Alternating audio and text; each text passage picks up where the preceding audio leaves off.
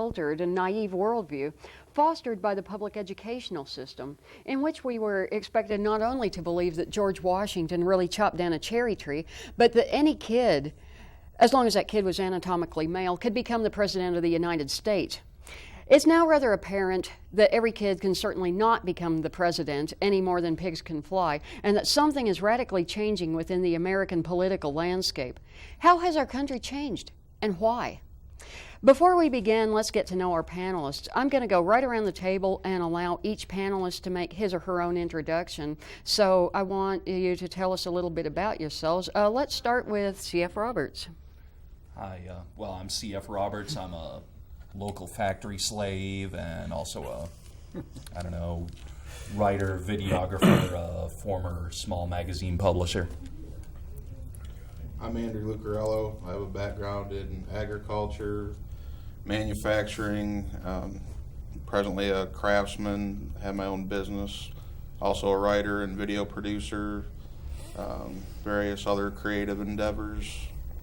I'm Jet Black, local artist, musician, actor, terrorist, comedian, whatever. I'm Randall Seiler, and my mic doesn't work. So I'm just sitting here looking pretty. Well, I'm Robin Lehman, and I have a background in theater, radio. Been down here at CAT doing stuff for the past almost a couple years, and I feel really strongly about the First Amendment and plan to go to law school. And that's about it. I'm Al Vick. I've been an activist, environmental and peace activist for a long time. I'm also a writer. At the present time, I'm involved with Arkansas Indie Media as a writer and editor.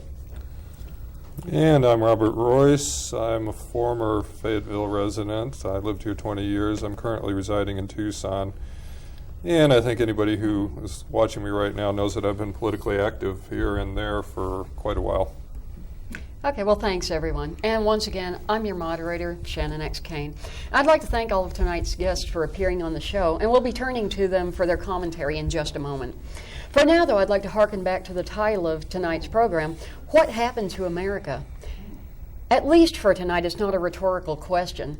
Rather obviously, we're living in a different political climate than we have been in the past. As of late, some of the most prominent voices in American politics have emerged from the religious right.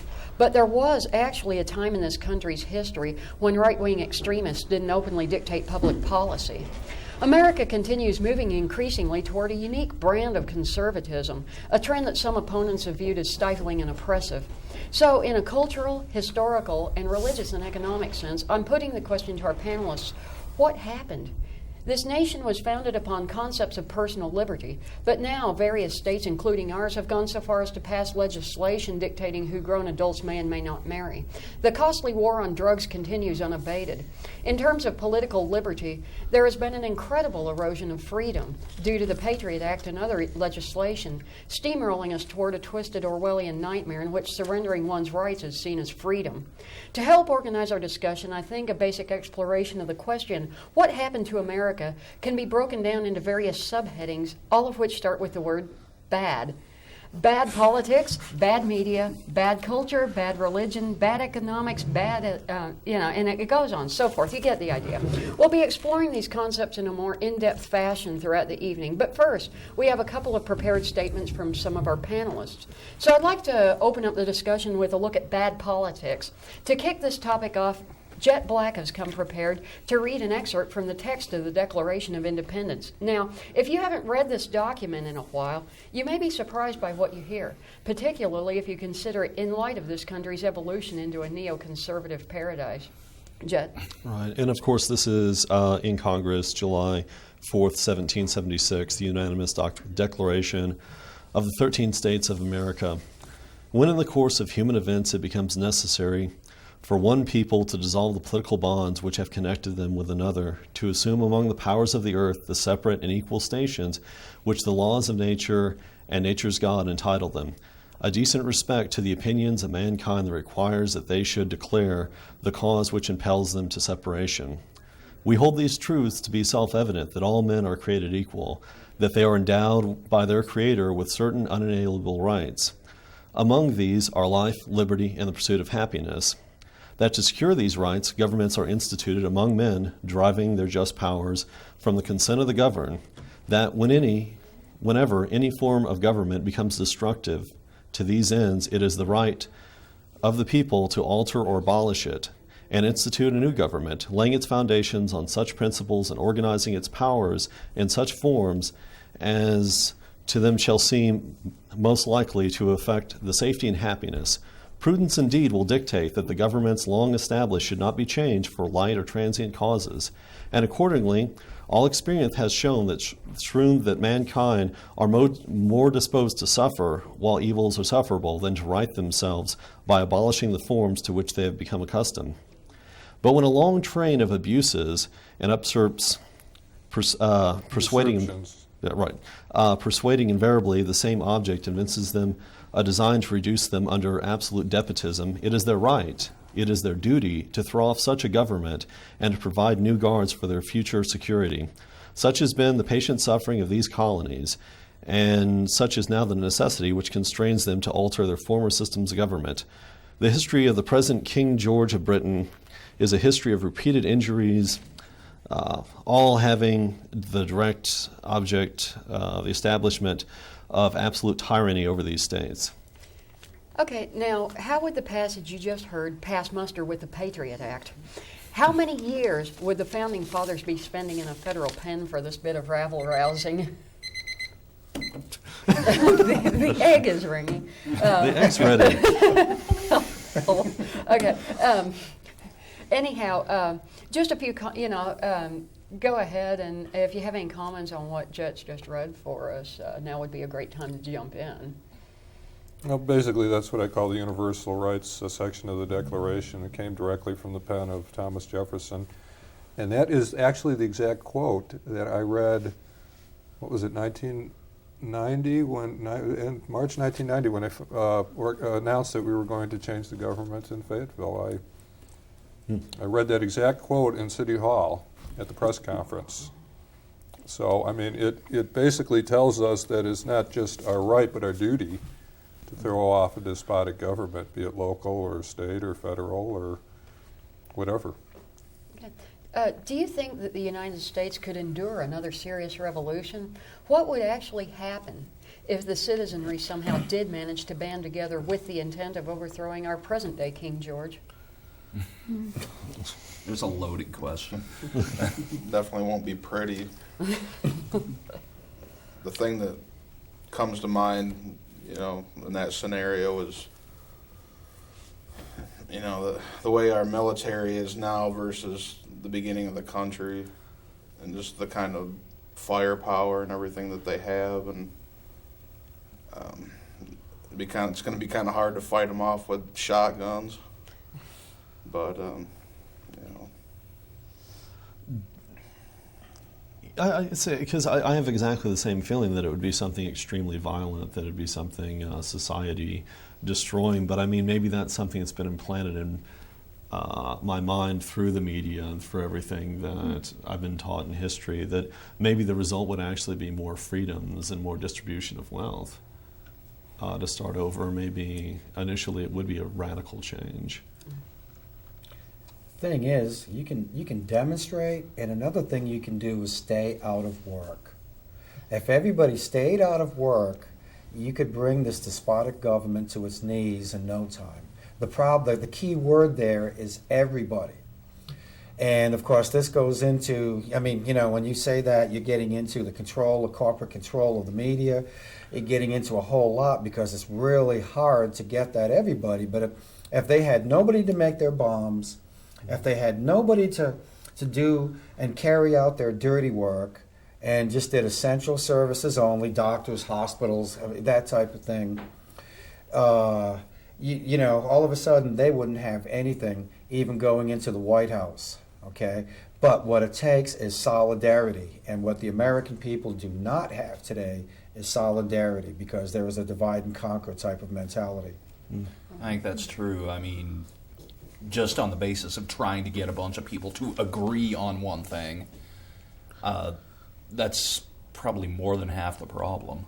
You know, well, the question being, how do you convince everybody that what's going on is bad, especially when half the people seem to be applauding it? Right. Well, the one thing that struck me in the Declaration is that, you know, people get used to the evil and that they don't think that they have a choice, you know. And I was like, well, you know, that's true. That's true now. They get used to the way things are and they think that that's what they have to endure. Okay, here's a question. If there really is a provision in this country for disbanding a tyrannical government, then why hasn't it happened yet? Well, I think, like Robin just said, and like the Declaration of Independence said, that people will suffer evils while they're sufferable. And I don't know that people have been pushed to a point where they're not sufferable. I think there's a lot of different reasons for that. I think credit is one of the things. I think if people had to survive on their own wages, then people would be willing to change it up. Right. But we have some little buffers going on that keep us happy. Mm-hmm. And I'm going to get to credit in the bad Right, economics I thought it was section. a good place to throw that out right And there. if anything can be filed under the subheading of bad economics, I think that it's the American credit debt situation. Well, let's take a small diversion and look at modern day patriotism, or what passes for it. Since 9/11, criticism of the American government has become increasingly scrutinized. Anything remotely smacking of leftist ideology was demonized, and in that climate, saying anything against the United States government, even if it's well-deserved, even if it's true, has become anathema. Patriotism wasn't just fashionable, it was mandatory. If you didn't slap a plastic flag on your car, all of a sudden you were accused of being un-American.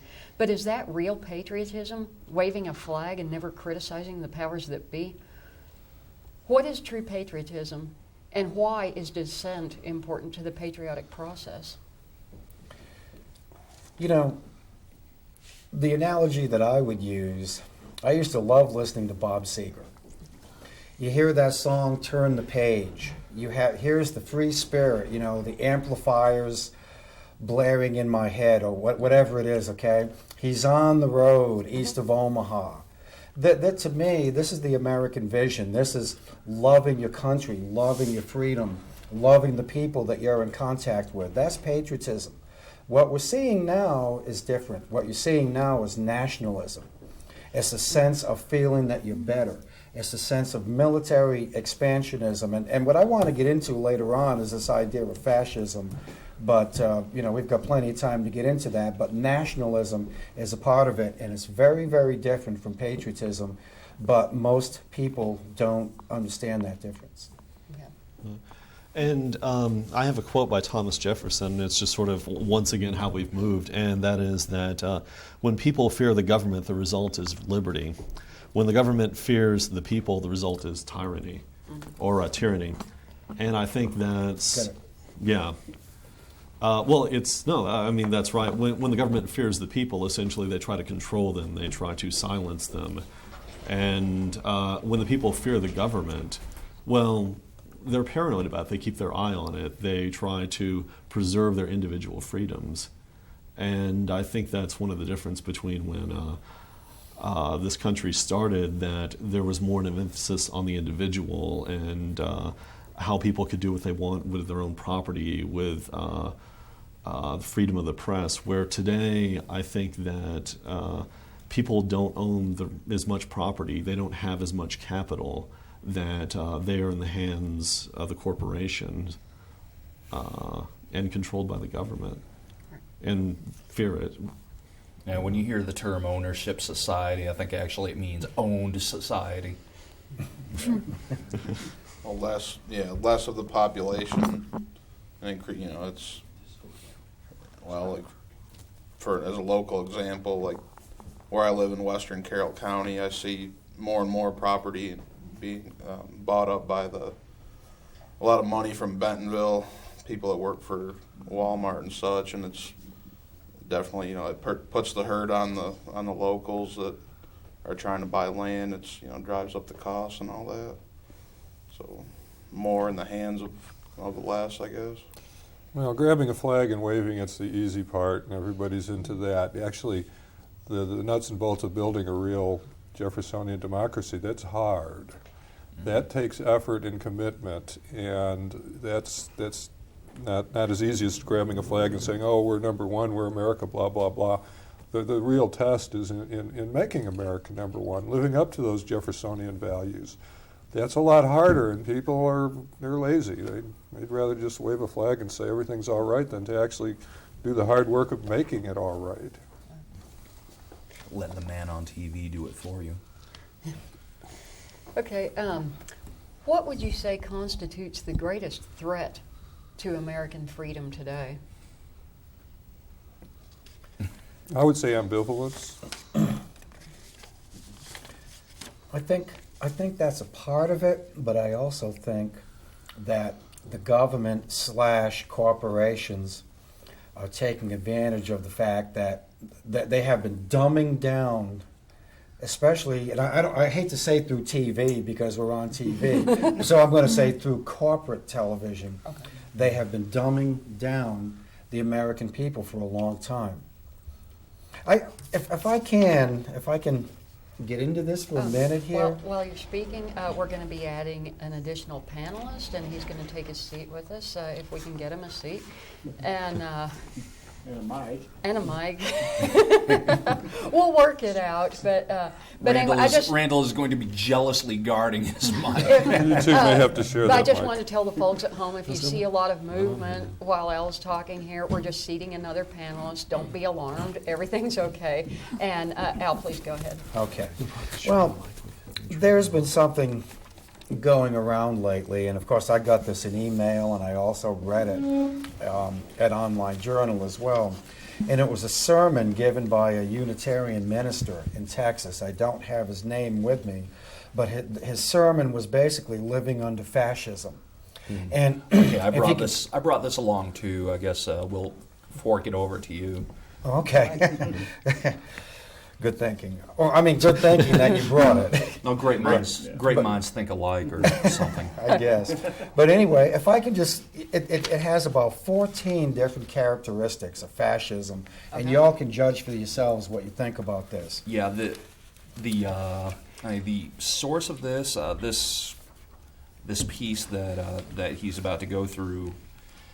Let me just kind of think here. We actually this have was- a provision for a reading of this piece later in the show. Oh, Yeah, oh, well, oh, that's well, okay. okay. I can skip it. Can we come back to it? Because we actually do have a spot laid out for this. So, folks, you're watching live TV, and so these things kind of happen. Anything can happen. But anyway, again, the question. We've added Mr. Doug Kruger to our panel, and Hello, everyone. so Yeah. the question we're on right now. Does If he you'd have like a to, mic? we I don't know. guess We'll you share. two are kind of sharing. Yeah. Okay. Oh, how? Oh, all right. Table. Kind Just of lean off over here. and speak into Jet's chest. There's a- and, That's going to look real good. it'll give the conservatives something else to complain about. We're winging it. Don't show We're no winging it, nipples there. but that's actually part of the joy of live TV. And this isn't CNN. This isn't fair and balanced Fox TV. Okay. And so anyway, the question we're working on right now, and we'd like to continue. And I really do want your commentary, but we do have a place for that later on. You can still answer it. What constitutes the greatest threat to American freedom today? Anyone else? Yeah, I guess it goes along with the idea of ambivalence of the people.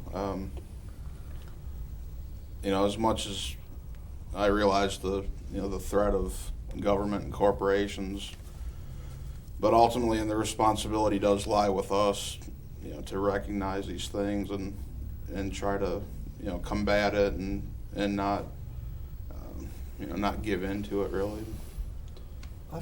Avoid its clutches as much as possible.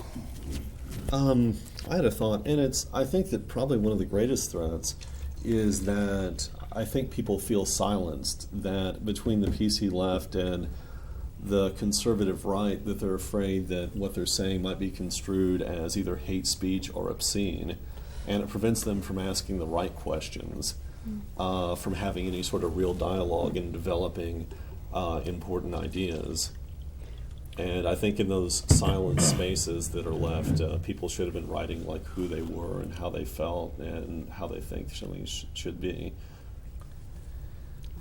I think people, as a rule, just in general, I think people are afraid of the government, okay? And one thing that happened to me, this was quite a while ago, and Robert, you probably remember the big herbicide issue here in Fayetteville. That was one that I was involved with when he was trying to change the city government. With the Aldermanic Initiative. And I went to a planning commission meeting, and this person who we saw at the time as our arch enemy, he was trying to get a permit to basically run a lawn care business and mix pesticides and the like in his shop. And there were these people, there was this petition against him. And the people in the neighborhood didn't want this. And a lot of them were these elderly women. And he gets his lawyer out there, you know, and the attorney is schmoozing everybody. Oh, well, you know, we could, blah, blah, blah, blah. You know how that goes. Just talking it up big time and everything. And I leaned over and I just said, ladies. Hang on to your microphone. Ladies, hold on to your microphone. But I went over there and I said, ladies, are you not going to say anything here? And oh no. So they went on and on and on, and they gave this routine about how if anything was spilled, he said it just goes past this beautiful old oak tree and down the drain. And I just said, well, where does it finally, I went up to the podium and I asked them, well, where does this finally end up? And they said, well, it goes past the tree. It made it look like a real beautiful thing, but the bottom line was right in the ditch in front of the houses in the neighborhood. And when they said that room just erupted. It was like, Ethel, did you hear that, Ethel? Oh my God! And I don't know who was in charge, but they were banging on the gavel and the whole thing, trying to calm everybody down.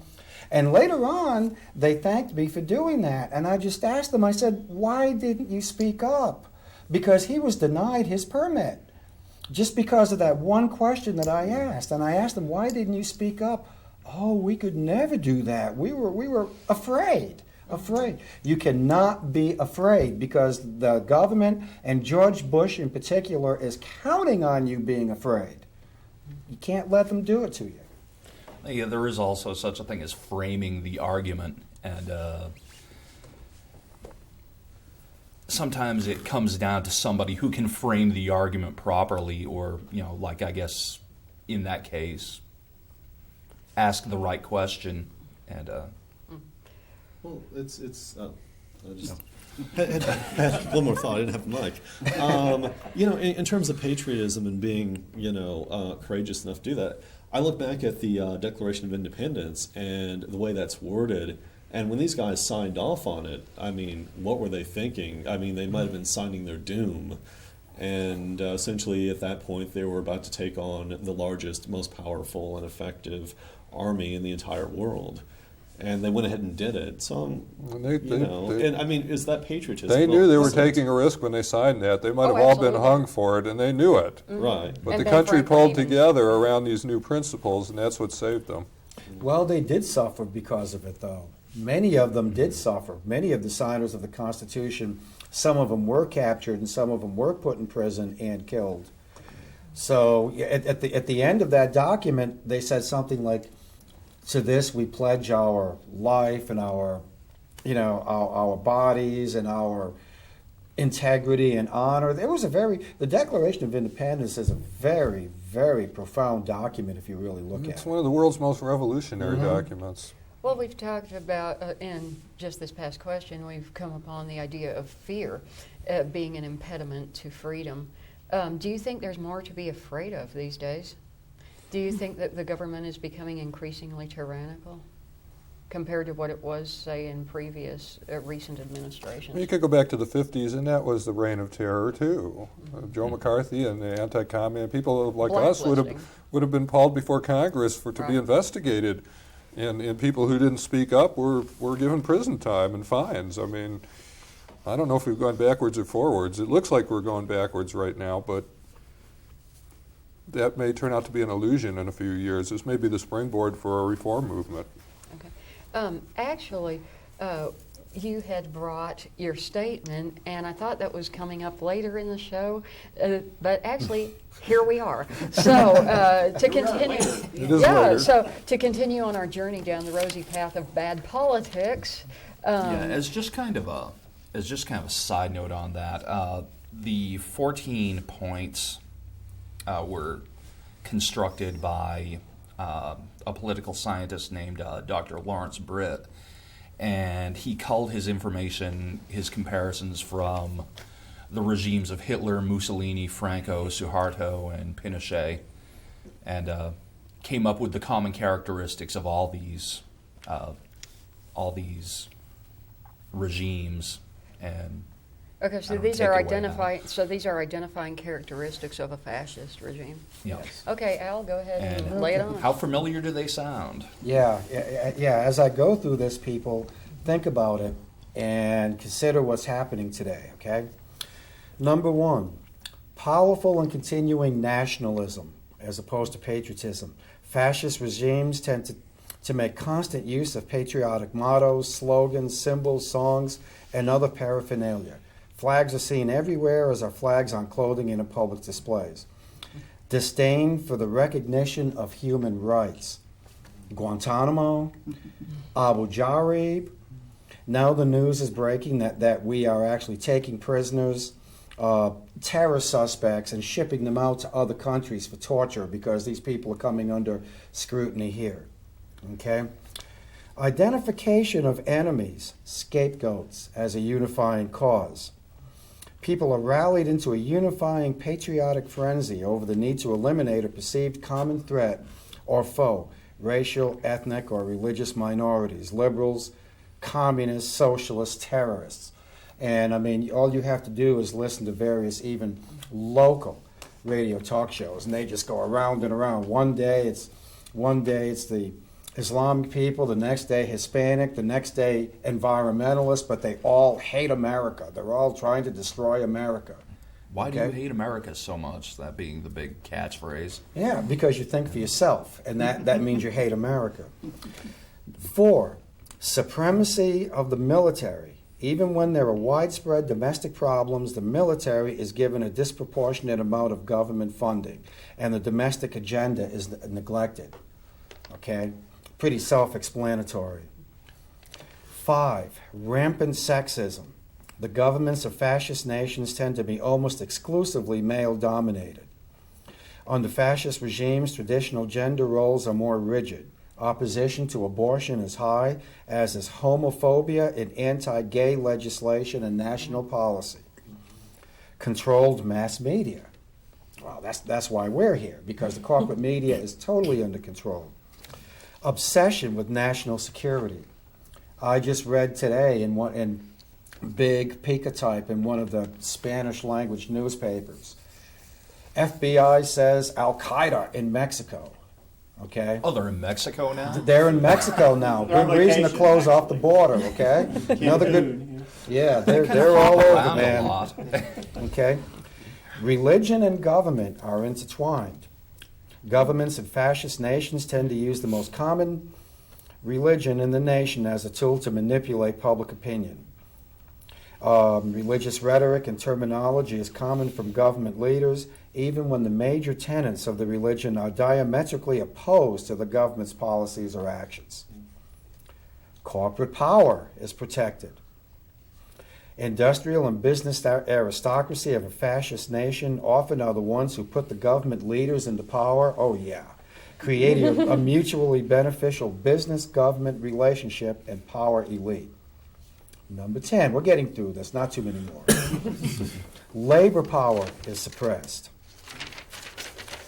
Because the organizing power of labor is the only real threat to a fascist government, labor unions are either eliminated entirely or are severely suppressed. Disdain for intellectuals in the arts. Okay? I mean, we're hearing about this Ward Churchill thing. Anybody on a university who has an independent thought, they want to get them fired. They call them terrorists. Obsession with crime and punishment. Under fascist regimes, the police are given almost limitless power to enforce laws. The people are often willing to overlook police abuses and even forego civil liberties in the name of patriotism. Rampant cronyism and corruption. Fascist regimes almost always are governed by groups of friends and associates who appoint each other to government position and use governmental power and authority to protect their friends from accountability. And the last one, this one's really good. Fraudulent elections. Okay? Now, we just had one of those. Yeah. You know, Wally Odell in Ohio. Let my machines come into Ohio, and I will promise we will deliver George Bush in the key state, okay? I mean, and everything else. I mean, excluding African-American voters. So there it is. You know, everybody out there, ask yourself, you know, is the United States meeting fascism? Are we coming under fascism? I believe so. Obviously, It would seem so. obviously been we're not creeping all the in. way there yet because we can actually come on and say these things. But You didn't see the guys who were standing outside, did you? no, I Taking was- down your I was license busy- plates. Yeah, I was busy attempting to mic up here. You know, Well, I was thinking it might be a shorter discussion if we were to ask ourselves which of these 14 points does not fit what we're seeing these days. Bingo. Because we could go on and on about any one of these. Is there one that might seem questionable to someone, or where someone might think, well, I'm not so sure this is in effect right now, or that the powers that be are trying to emphasize this particular feature of fascism. But gosh, hearing that list, it certainly seemed like they were hitting all the major news events of the day, aren't they? Well, 13 out of 14 of those points are also applicable to totalitarian governments of the left. I mean, be they Stalinist or fascist. Actually, the only one of these that doesn't apply to a Stalinist, so-called communist government is the one about corporate power. And that's because the government itself has usurped all of that into itself. So these are red lights that there's, I mean, whether it's from the left or the right, they all fit into most of these categories. And I might add that since the 30s in our Anslinger era drug laws came into effect, we've had creeping Stalinism in this country. I mean, they tell you that they can arrest you because you have possession of a gram of marijuana. They're going to throw you in jail and allow you to be raped and abused in prison. I mean, that's Stalinism. It's a make-believe crime. And we have tolerated that in this country for over half a century now.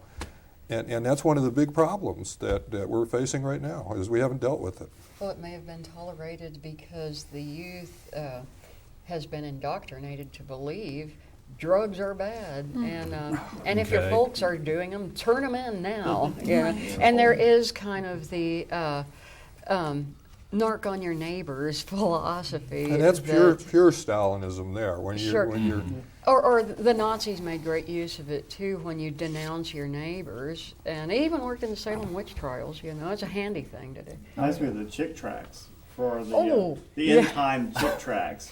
Yeah, The little kids are turning their parents in for praying, and they're taken off and beheaded. It's a tract called The Last Generation, and a kid turns in his father for being a Christian, and it's scare tactic to make you think that that's going to happen to you if you are a Christian, and so it's a classic tract of fundamentalist paranoia. But yeah, Which is our government policy now. sure, and but I think we're. As much fun as we're having with this, I think we kind of need to move to the next thing, which is equally fun. And we've been talking about bad politics, and now I'd like to turn our attention to bad media. We have several journalists on tonight's panel, and those who aren't journalists have been perhaps occasionally unfairly covered by journalists. So this should prove to be an interesting topic. And the first question regarding media is this: what are the dangers to independent journalism in America right now? Well, corporate dominance, obviously. I mean, the moment that General Electric bought NBC, we knew we were in trouble, because General Electric makes money by promoting war, and they're using their NBC. I mean, they promoted the war in Iraq so that General Electric, I mean, NBC promoted the war in Iraq so General Electric could sell more bombs and more aircraft engines and all of that. I mean, when it comes down to that, and then you got this guy Murdoch with his Fox News, who claims to be, you know, from the right, but he has no problem dealing with the communists in China. And you know, it's a problem when we lose control of the media. It's all about money now, and it's not about truth anymore. And that's the really heart of our problem. I mean, it's not the heart of the problem, but it's the heart of our problem dealing with the problem. And that's why public access is so important right now. And under fire. But Al, there was something going on with indie media over in Italy, I think. Are you clear on that? Where? In Great Britain, the FBI and or people associated and helping out the FBI went and took the hard drives of the servers that affected, I think something like 12 indie media centers. I have to say, indie media, which is really Independent Media Center, is a worldwide network of independent journalism, and they upset and confiscated a couple of the servers and shut down some of the European sites, and even one of them, Western Massachusetts, was shut down because of it. And also, just before they went after indie media, just before the protests last year in New York, they were targeting independent journalists, and again, this was the FBI, and they were targeting these people and targeting indie media and tried to file a suit against them because they were publishing, I don't remember specifically what it was, but something about some of the people who were going to be coming and supporting the Republican National Convention. So there are very real attacks on freedom of speech, even on the internet right now. I think the internet's kind of the last hope for any independent media. I think the bloggers and everybody can have their own little thing going on the internet. That's our last hope. And when that becomes under taxation and control, then that's gone. But there is legislation pending right now that will regulate bloggers, and it'll become a punishable offense if a blogger, if this legislation passes, if a blogger links to a political candidate's website. So they're beginning, because just this week there was a story that hit the news that more people are looking to the internet for news than before, even though most of them are still going to CNN Online or MSNBC, Yahoo News, or whatever. They're beginning to go after the independent journalists, and they're saying that they do not have the same guarantees to operate that journalists working for a corporation or an ordinary newspaper or something does. So they're beginning to make moves against even bloggers now. Well, I found this thing from last week, March 2nd, and it was an article that was in the Boston Phoenix. The title of the article was "How Much Free Speech is a Journalist Entitled to Outside of His or Her Newsroom?" And it came up because Boston Globe technology columnist Hiawatha Bray had written a blog on and MediaMatters.org, put this article together. But he had posted weblogs during the campaign criticizing John Kerry, praising Bush, and then his paper got really upset and said, "You can't do that." And but the argument is that he's a technology columnist. He's not a political commentary. And where is the line between what a journalist can say as a person and what they're saying as a journalist? So. Well, theoretically, there is no line. I mean, anybody can say. In my opinion, yeah. But that's not what they're saying. Unless they're speaking as an employee for the company and not as a personal opinion, they should have the same right as anybody else to speak out on any issue. And that's not what their newspaper said. So, yeah. But well, it depends on how it was worded. If, like I said, if they're speaking if they're acting as if they're a reporter working for the company, then the company certainly has a right to exercise some editorial. What's the word? I can't think of the word I'm looking for right here, but control. However, if if they're just stating clearly that it's their own opinion, they should have a right to express it. I mean, that's Well, my opinion. Yeah, they should absolutely have the right to express it, because then you are curtailing someone else's free speech with bias to their profession. And just because somebody is a journalist doesn't mean that they can't have a private opinion. But the way things are going, maybe that's all going to change. Here's a somewhat related question. In what ways has the mass media dropped the ball in terms of covering what's important to the American people? How can we count the ways? There's so many things that really make me mad that I don't see in the mainstream media, and it's not just the situation with the war in the Middle East and whatnot, but that's one of them. A lot of the details of just whether it's torture or something the other day about some Italian citizens, and I'm not real clear on that one. But The reporter that got shot. yeah. Yeah. And then there are other things like domestic issues, freedom of speech issues, like this whole thing going on with Ernst Zundel, who was arrested in Canada, and I think he was extradited to Germany, and it's basically thought crime, supposed like hate speech, hate crime. That's a pretty big issue that we're not hearing anything about.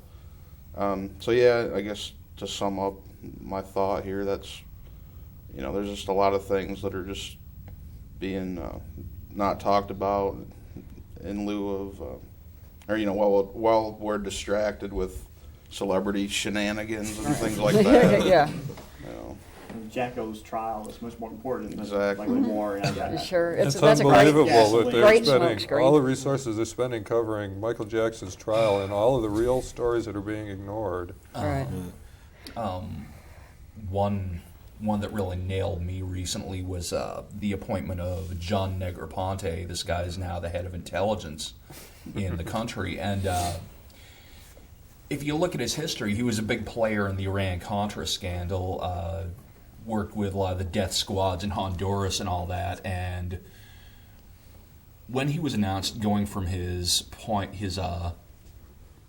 diplomacy in Iraq, wonderful place for him to be, and he was made, appointed head of intelligence here in this country, not one word about this history with Honduras and the Contras and everything else ever came up in any mass media that I saw. The independent media covered it. And these Times brought it up, and I'm sure some other periodicals, but the electronic media didn't say a word about it. No. They won't. I mean, the only people that are missing from Bush's cabinet are the Green Goblin and Goldfinger, Blofeld. That's not it. I've got one more thought on that. Okay. And kind of relating it maybe back to the last three questions, and I think maybe the reason why that the media has dropped the ball is that it's in too few hands. That Time Warner, AOL, is owning it, and it's too indebted to the government. Essentially, it's working like an advocate for their causes. And we live in this culture of fear. We fear the people next door, that they're a crack addict or they're stocking guns. And it, I think, encourages people to give away their freedoms and allow the government to pass things like the Patriot Act and give the police a lot more power to to watch people or come into their houses or whatnot. I think it goes back to Al's wonderful point about the corporate. We're not a country anymore, we're a corporation. The media is the company newsletter. It tells you what the happy stuff and what the company wants you to know, and that's it. And we're like at-will citizens. It's like the idea of an at-will employee. You work at my pleasure, you don't please me, you're gone, and we're now at-will citizens. We're citizens at the pleasure of the government. They cover so-called news that they think sells products. Doesn't make you think too much. You got to stay focused on the product ad that's going to come up, and that means you got to have like skim news, light stuff, and features. Look at Headline News. They've abandoned their news format in the evenings for a entertainment show, basically. So those of us who used to, 2-3 years ago, you could go to Headline News and watch it for 10 minutes and catch up on the big stories anyway. Now they're just covering entertainment like everybody else because it sells more product. Well, is this to suggest, maybe I can sort of ask the panel, that we should resign ourselves to believing that there's a much lower probability that we're going to see in-depth investigative reporting, breaking important news to us, such as the Watergate scandal and things of that sort, that is attacking the people in power? I mean, are we now going to expect that we're just going to get the light and fluffy kind of news now? And well, until we have a left-of-center president again, and then they'll start attacking in droves like they did Clinton. Right. Yeah. That's what I was going to say with the movie, the book, Hunting of the President. I don't know how many of y'all saw that, but the idea, after seeing that movie and having the journalists speak and saying, well, there is no story here, and their editors would say, well, find the story, and it was just like going after the Clintons, and how the journalists felt like their jobs were in jeopardy. That, either they found a story somehow or they were gone. And if you tried to say that there is no story and support Clinton, then you were attacked, basically. So basically, 4 years ago, or 5-6 years ago, the big story was Monica Lewinsky and Bill Clinton and their little tryst. And now we have a president who's murdered 100,000 Iraqis. His pals are robbing us blind. But he's And senseless. that's not a scandal. It's not salable. It's not a salable scandal. Look at the comparison between the research and the coverage done for the war record of John Kerry and the war record, or lack thereof, of George W. Bush. Now, on the one hand, you could even have these swift boat veterans who had no case whatsoever. They've been totally discredited. They come out with some claims, and they get, it seems to me, it was at least a couple of weeks of pretty much nonstop coverage, free airtime, all kinds of. And they didn't even know John Kerry. There's all kinds of stuff now on the internet that could just dismantle the case that they were trying to make. But on the other hand, the AWOL claims of George W. Bush in Alabama and so forth, how much coverage did that get? I kept looking for that, and it got very little or none. Perhaps their godsend was that these Dan Rather papers came out, and they ended up getting discredited, even though all of the claims in the papers ended up being true. Right? The particular papers there just weren't legitimate, and that was probably the best thing that could have happened to the Republicans at that time. But why is it that we had? If investigative reporting attacking the establishment is gone, why is it that we had such a fervor over John Kerry's war record? Isn't he part of the establishment, or is it selective? Is it really going to be just biased toward the right, and people are going to just play up anything attacking the left, and then over here we have somebody attacking George W. Bush, gets next to no coverage? You remember, I don't know how many people remember, like, Superman comics, and there was Bizarro. Now, Bizarro was a Superman, but he came from an upside-down world. Yeah, the Bizarro world. Yeah. He came, a bizarre world. Well, that's the way I see George Bush. Because I'm seriously, man. Because this guy, think about it, okay? John Kerry, who during Vietnam saved the lives of the people on his boat, okay, by going into enemy fire and taking them out. He is credited with saving their lives. They turned him into the coward, and the guy who deserted, and his job was, anyway, George Bush's job was protecting Texas from Viet Cong air attack, like that was going to happen, okay? And so Bush, on the other hand, goes AWOL for, what was it, a couple of years or a year and a half or something? And nothing happens. So he's the war hero. He gets to land on the aircraft carrier with his flight jacket on, and everybody's, what a man, what a man. I mean, what an upside down world. The only good thing, at least Bizarro didn't, he meant well.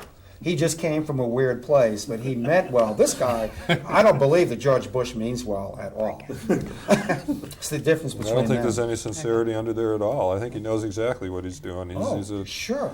He's working for his corporate, we can call them allies, call them cronies, call them whatever you want, but he knows what his job is. It's to make money for his pals. Yep. And if some of us suffer as a result, well, that's okay. He doesn't know us. Okay. Well, we need to move along to bad economics. So, so anyway, what I'd like to add here is that if the forces in control of the American economy were managing a McDonald's instead of a country, they would have been fired a long time ago. Maintaining the financial soundness of a nation has always been difficult business, but somehow America has managed to take it to a whole new zenith lately. One thing to consider in terms of courting economic catastrophe is that American jobs are being outsourced at an alarming rate. It's true that sweatshop labor is definitely cheaper, and that seems on the surface to be good for American business owners, but what long-term effect is outsourcing going to have on the nation as a whole? You cannot run a country of 300 million people without an industrial base, without production, without making something. You have to have industry to support 300 million people. You can't just live on commerce. And this schism is the same as 200 years ago when that declaration was written. There are people that want to take the easy way out, have some cheap labor make your product for you, and you just buy it and sell it and make your profit. But you cannot support 300 million people without an industrial base, without production, without industry. That's the rude awakening that we're going to have to come to, and the time of reckoning is coming quick. I mean, it's not like there's agriculture there to take up the gap. We don't have an agricultural base anymore. That's gone too. I mean, people are living in the cities now, and 100 years ago, 90% of us lived on the farm and produced food. And now 2 or 3% are producing the food for the rest of us, and that's kind of scary. Even less. When I was a kid growing up in the 70s and 80s on a small dairy farm, I was always told, we're like 2% of the population. And I'm sure now we're probably even less than that. I remember just the whole community of dairy farmers up there, and when I go back there now, it's like everybody's gone, except a few who have partnered up and have the big, 1,000 cow.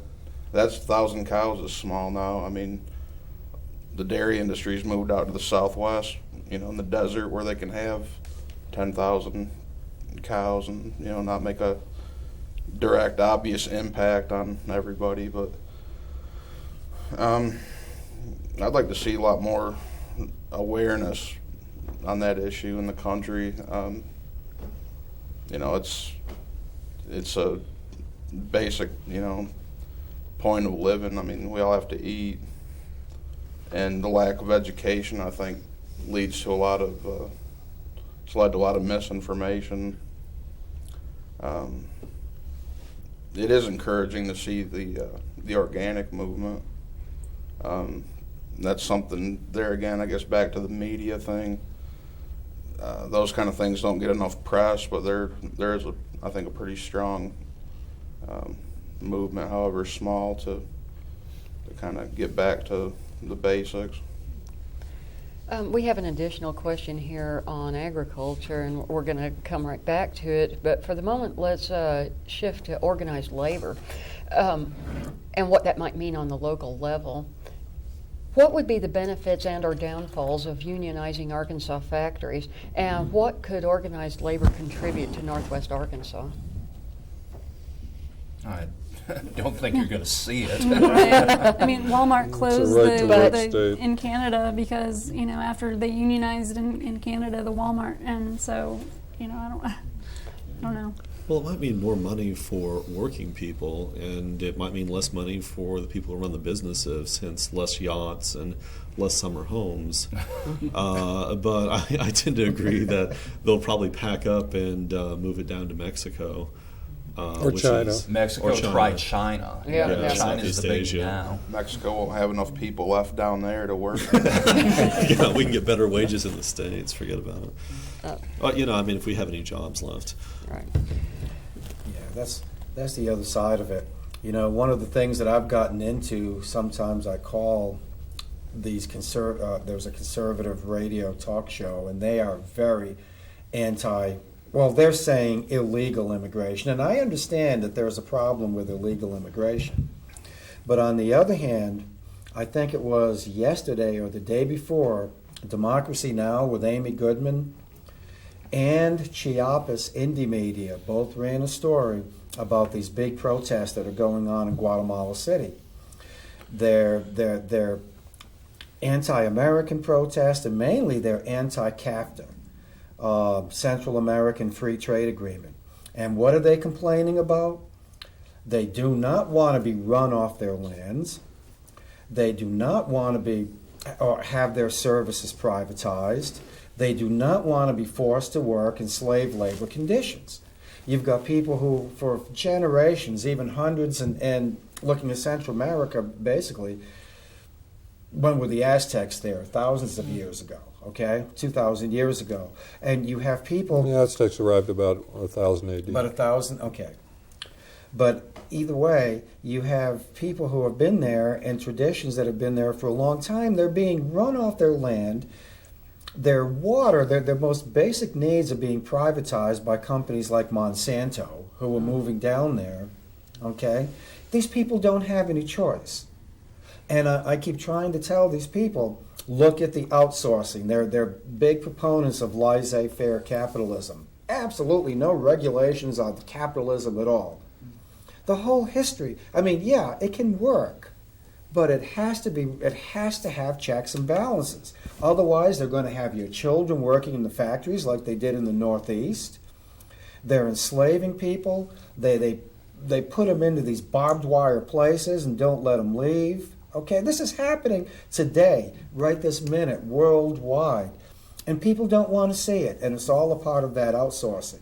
It's really a race to the bottom, because if they can lower wages to virtual slavery in third world countries, then there's going to be nothing left here, and they can lower our wages down to third world rates as well, okay? And I don't know what it is. It's like I'd like to bang these people over the head with something because they don't get it. They don't want to look at it. They just want to say they're all criminals. Well, you know what? If I was going to starve to death or be a criminal, I'll be a criminal too. Right. Well, I think it goes back to that very basic formula that 10% of the people own the businesses in the United States. 90% of the working people are the ones that buy the goods and services. What happens when they don't have the money to buy the goods and services? Well, the economy collapses. And is that what we're heading for? And that's what these people don't understand. A robust economy is where people have money to spend. If people don't have money anymore, if they squeeze the people down to nothing, then the economy falls apart, it dissolves. They've already got the money, but there's no economy left. So you have two cultures, the little 10% of the people that have sucked up all the money and they could live the way they want, and the rest of us, and it just degenerates into crime and chaos, and that's where we're heading if we don't change our economic policy. Not just in the matter of outsourcing, but the matter of this deficit spending. The twin deficits, the balance of trade deficit and the budget deficit together are going to kill us. They're going to reduce this country to back to where we were before the Civil War, basically, socially.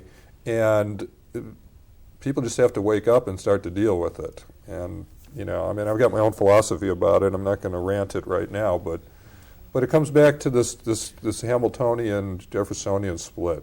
The Hamiltonians wanted to live on commerce. They were New Englanders. They just wanted to import stuff from Europe. When Jefferson became president in the Revolution of 1800, he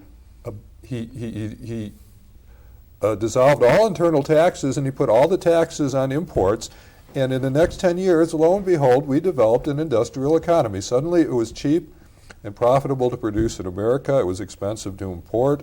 And that's how the entire 19th century industrial revolution evolved. Because Jefferson was smart enough to know that we have to have production.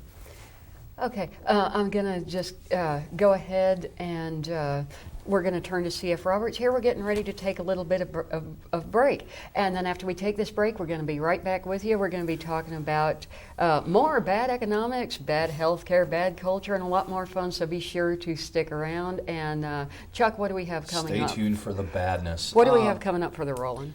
Well, what I grabbed for some kind of a roll-in was an episode of Democracy Now!, which covers George W. Bush's inauguration, and we will be kind of reconfiguring our thing while that rolls, and I hope the folks at home enjoy.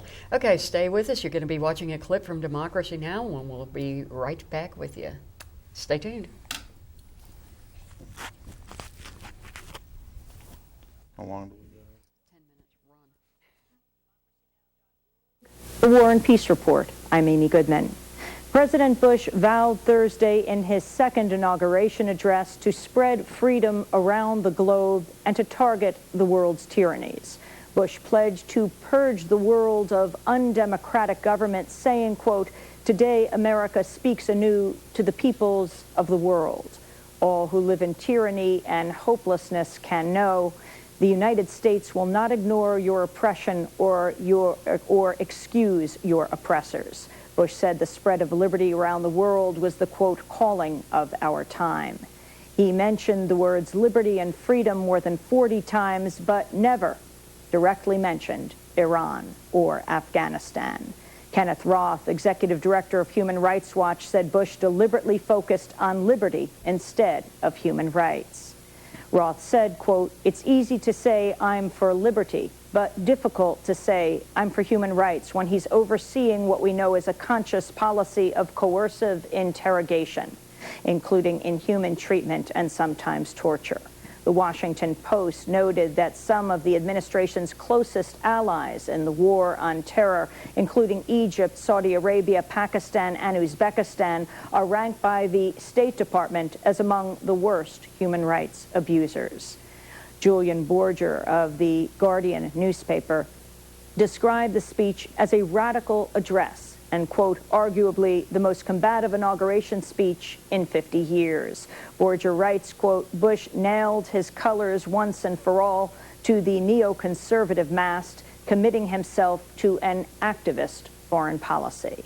Bush spoke shortly after being sworn in by the ailing Chief Justice William Rehnquist. Senator Trent Lott served as the master of ceremonies for the inauguration. While Bush was vowing to spread freedom around the globe, law enforcement agents were hauling off several demonstrators who attempted to protest during the speech. Some 10,000 protesters marched in a demonstration organized by the D.C. Anti-War Network. Thousands more lined the parade route holding signs accusing President Bush of war crimes and calling for the end of the Iraq War. Members of the Black Bloc also successfully blocked many Bush supporters from reaching their seats after they forced the police to shut down 2 entry points to the seating area. Police reported making 14 arrests during the inauguration celebrations, but targeted many more people with pepper spray. Another 65 were arrested last night after a group of anarchists staged an unpermitted march through the Adams Morgan neighborhood. Participants in the march shattered the front door of a Riggs bank. Protests were also held across the country, including in Los Angeles and San Francisco, Tucson, Atlanta, Denver, Sacramento, Milwaukee, New Orleans, and Portland, Oregon. Hours before the inauguration, Vice President Cheney warned Iran has become the top threat to world peace. He accused Iran of building a, quote, fairly robust new nuclear program. Cheney didn't rule out a U.S. attack, but suggested that Israel might strike Iran first. He said, quote, "Given the fact Iran has a stated policy that their objective is the destruction of Israel, the Israelis might well decide to act first and let the rest of the world worry about cleaning up the diplomatic mess afterwards. Israel has carried out such attacks before. In 1981, Israeli warplanes bombed an Iraqi nuclear reactor. Cheney's comments come just days after the New Yorker magazine reported that the United States has already sent troops into Iran to search for possible sites to attack. On Tuesday, Secretary of State nominee Condoleezza Rice named Iran as one of the 6 so-called outposts of tyranny. Also named were North Korea, Burma, Cuba, Belarus, and Zimbabwe. Meanwhile, Cheney made a rare admission that mistakes had been made in Iraq. He said the U.S. miscalculated what a post-Saddam Hussein Iraq would look like, saying, quote, "I thought things would have recovered more quickly." In other Iraq news, CNN's reporting intelligence sources estimate 150 car bombings and 250 suicide attacks are being planned over the next week to disrupt the January 30th election. On Wednesday, 10 car bombings were reported. Earlier today, a car bomb exploded outside a Shiite mosque in Baghdad, killing at least 14 people and injuring 40. On Thursday, an audio recording purportedly by militant Abu Musab al-Zarqawi warned that the war against the U.S. presence in Iraq would last for years. Meanwhile, the Washington Post reports the U.S. is now holding nearly 8,000 Iraqis in prison, marking the highest total since March. This is Inauguration 2005, Democracy Now! Special, the battle for democracy. Will you raise your right hand, Mr. President, and repeat after me? I, George Walker Bush. I, George Walker Bush. Do solemnly swear. Do solemnly swear. That I will faithfully execute. That I will faithfully execute. The office of President of the United States. The office of President of the United States. And will to the best of my ability. And will to the best of my ability. Preserve, protect, and defend. Preserve, protect, and defend. The Constitution of the United States. The Constitution of the United States. So help me God. So help me God. Congratulations.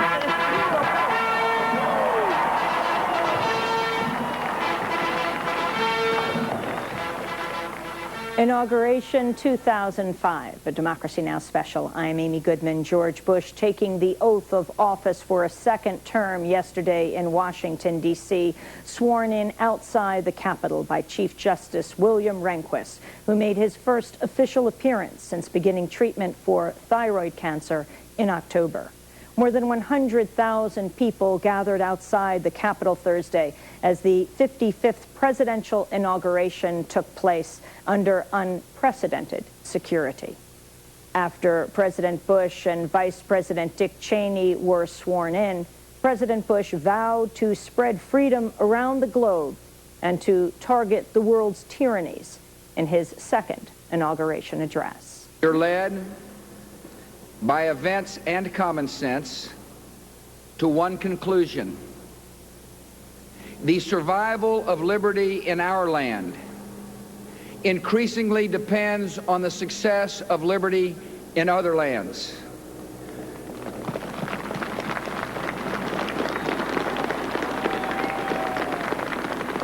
The best hope for peace in our world is the expansion of freedom in all the world.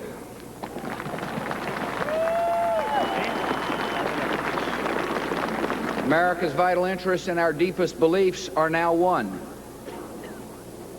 From the day of our founding, we have proclaimed that every man and woman on this earth has rights and dignity and matchless value because they bear the image of the Maker of heaven and earth.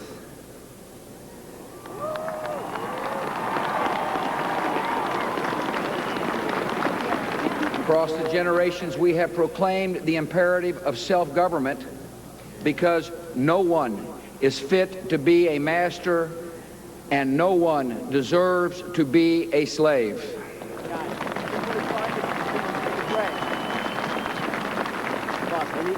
Advancing these ideals is the mission that created our nation. It is the honorable achievement of our fathers. Now it is the urgent requirement of our nation's security and the calling of our time. So it is the policy of the United States to seek and support the growth of democratic movements and institutions in every nation and culture with the ultimate goal of ending tyranny in our world.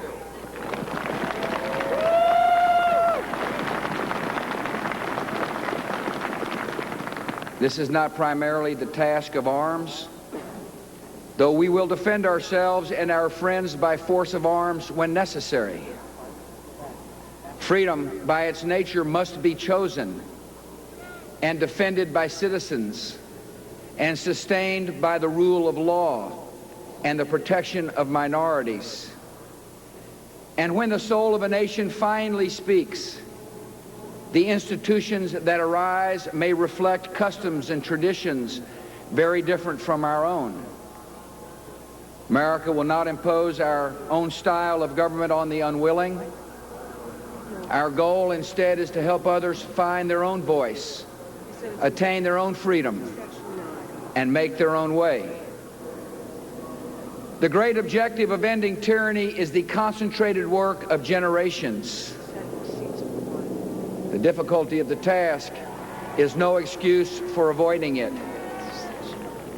America's influence is not unlimited, but fortunately for the oppressed, America's influence is considerable, and we will use it confidently in freedom's cause.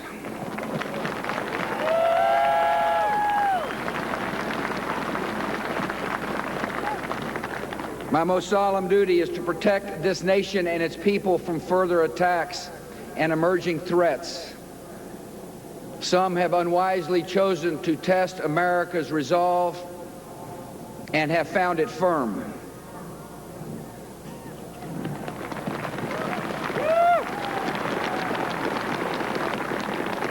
We will persistently clarify the choice before every ruler and every nation. The moral choice between oppression, which is always wrong, and freedom, which is eternally right.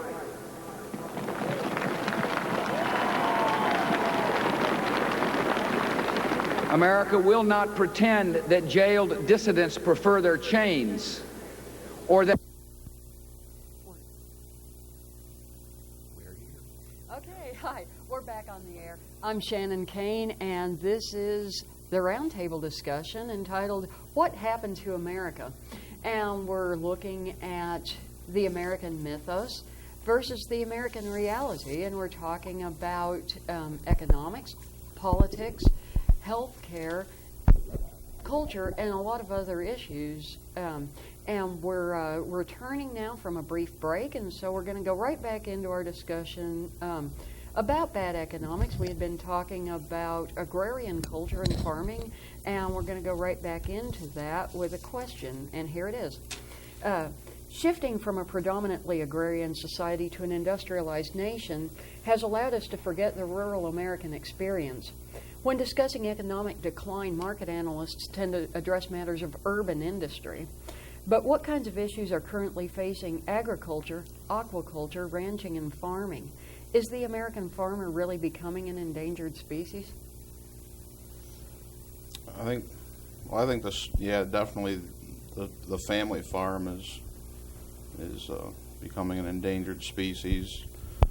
Some pretty scary things out there with big agriculture, like Monsanto was mentioned earlier. Patents on hybrid, on genetically engineered or modified crops. There was that case, pretty well-known case that wasn't here in the States, but in Canada, of the canola farmer who had been selecting strains for 40 or 50 years, and then the GMO crop in the neighborhood cross-pollinated his, and he got prosecuted for keeping the seeds and intellectual property. Yeah, it's there's a big threat there's a real serious threat to traditional seed stocks and whatnot. So one of the major threats is coming from industrial agriculture. Yeah, and also I think, like I said earlier, the lack of education. I get kind of annoyed with a lot of people on the left that I guess it's just lack of information. But there are a lot of misconceptions. As guilty as big agriculture is, there are a lot of misconceptions. In a lot of instances, they haven't totally killed a family farm. Some families continue to be able to farm through corporate contracts, so that's sort of not always true. And just a lot of the practices, as bad as they are, there's a lot that I hear about that aren't even really true. It's just kind of an experience thing, I guess, really. But I think the biggest problem is probably the threat to more traditional, smaller, farm operations. One of the threats is, of course, corporations own all the food, and that's a good way to control the people. Exactly. They control the prices of food. They control whether you get food or not. If you're an at-will citizen. If you don't behave yourself, then you won't get your food supply. Things like that are, I think, good Stalin type tactics. Yeah. Well, I think we're going to, on that note, move from economics to healthcare, and we're going to ask the panelists now why the prices of prescription drugs are skyrocketing. If we lived in a society in which the government was truly concerned for the welfare of its people, wouldn't they force the price of pharmaceuticals to be more reasonable? In fact, why don't we have socialized medicine? You said the S word. Yes. Universal health care. The fact of the matter is the drugs are not all that expensive if you buy them in Canada. Right. Okay? The government tells us that, well, you can't get those Canadian drugs because we don't want you to have them because they're not tested for safety. What are you talking about? They're coming out of this country. It's American drug companies. They're shipping them over to Canada, but see, they're paying a decent price for them over there. They're putting the screws to us here. Bottom line, and it's Canadian government negotiates. They negotiate very aggressively with the drug manufacturers, and they buy them in quantity, and that's why they're cheaper. Now, Illinois Governor Bogdanovich recently set up a program to help his citizens import drugs from Canada, and last week the federal government started confiscating them. So George Bush, in the debate, when he was asked why he doesn't support importing drugs from Canada, he said, we have to make sure it's safe, and then we'll do it or something. But it's never going to happen as long as George is president, unless we get 100 new members of Congress next year, which is unlikely. Well, moving on with the healthcare subheading, one topic right now, one very hot topic right now, of course, is the battle over Roe versus Wade. Just paint me a picture. What would happen if Roe v. Wade were overturned today? Buy lots of stock in coat hanger companies, medical supply. That'd be a good idea. The rich women would continue to get their abortions in Europe.